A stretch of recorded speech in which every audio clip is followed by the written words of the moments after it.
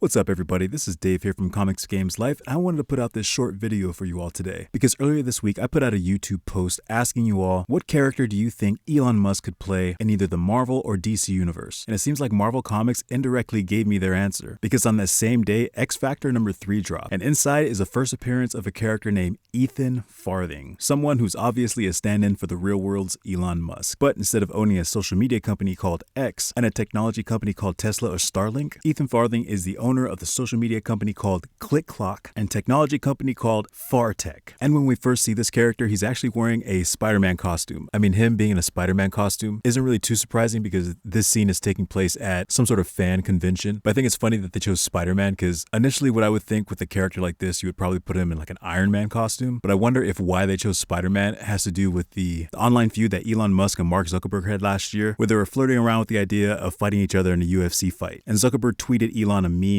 of the two Spider-Men pointing at each other from the old Spider-Man cartoon back in the 60s. But long story short, Ethan has built a base on the moon called Luna 1, and it has a very minimal human staff present, while everything else is run by AI. And the AI programming is called Paperclip. Now, out of the blue, Paperclip is an odd thing to name a computer program, or anything else really besides actual paperclip, but I'm pretty sure this is a reference for what the US government did after World War II, when they took the scientists and engineers who worked for the bad guys in World War II, and instead of imprisoning them, they actually enlisted them to work on various government programs in the areas of science and technology. I mean, I could be mistaken in connecting this reference to that meaning. I mean, it's also possible that the name Paperclip could be referring to Microsoft's little paperclip mascot that shows up if you need help with your Word document, but regardless, that's what this thing is called. And so this AI program has been designed to protect this base at all costs. Now, he sends X Factor into space, given the knowledge that this base could possibly be under the threat of an enemy attack. So they're thinking they're going to go protect it, but on the way there, Ethan flipped the script on them because they're not there to protect it, they're there to destroy it. Because like I said before, this Project Paperclip AI system has been designed to protect this base at all costs. And seeing as how Ethan Farthing has learned nothing from the film 2001: A Space Odyssey, because this AI has determined that its number one threat is Ethan himself. And the reason why that this system came to that conclusion is because it knows how much it takes to fund this lunar base. So its number one threat isn't to be attacked by an alien race or competing company. Its primary threat to protect itself against is from being defunded and shut down. So in order to solve this problem, it started pulling asteroids out of orbit and flinging it towards the Earth, because I guess somehow, some way that's going to solve its problem. And when that small staff of scientists on the lunar planet realized that the AI was doing this, they tried to shut everything down, but the AI outsmarted them and released carbon monoxide in their air supply, killing the entire staff. And so when the X Factor team lands on the moon, the AI is able to defend and counterattack their mutant abilities. It knows this because it's connected to the ClickClock social media program and has read all their personal accounts. But the one thing the AI did not predict is that one of these members has zero fears of death, and that is Granny Smite, who her mutant ability is actually immortality, which is the reason why she joined X Factor, is to go on these suicide missions in a way to find different ways to possibly off herself, because even though she is immortal, she doesn't stop aging. And to be honest, Granny Smite and her mutant ability, and the more you think about the pros and cons to have something like that, deserves a video all to itself. But anyway, seeing as how she doesn't fear death, she does things like walk around space without a spacesuit and run straight into whatever this AI program can throw at her. And ultimately, she ends up saving the day and completing the mission. Now, coming back to this character of Ethan Farthing, we're seeing how his companies are adding to the advancement of social media, space exploration, and artificial intelligence, and how that triforce of good intentions can transform into a trinity of tyranny that is beyond its creator's control. Now, it definitely reminds me of Elon Musk and what he said about AI. Regulations are really only put into effect after something terrible has happened. That's the case for AI, and we're only putting regulations after something terrible has happened. It may be too late to actually put the regulations in place. The AI may be in control at that point.